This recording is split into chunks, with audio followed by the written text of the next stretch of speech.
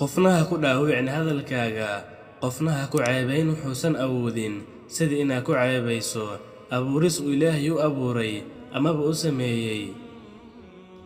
qofna hadalkiisa iyo luqadiisa ha ku ceebayn, wax adiga kula wanaagsan ayaa ceeb iyo foolxumo u arkaan dadka, waxaadan adiga ceeb iskugu arkin ayaa ceeb u arkaan dadka.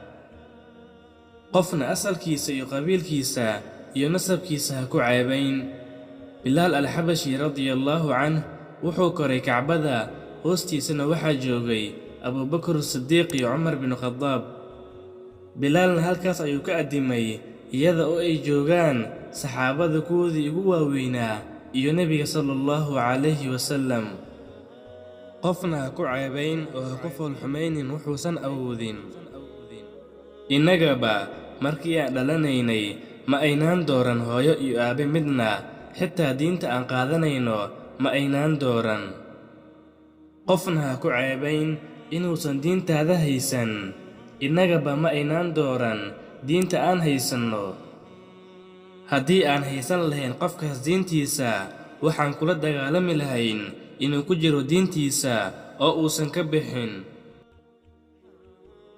diintu waa hanuun, Alle ayaana ku hanuuniyo cidduu doono.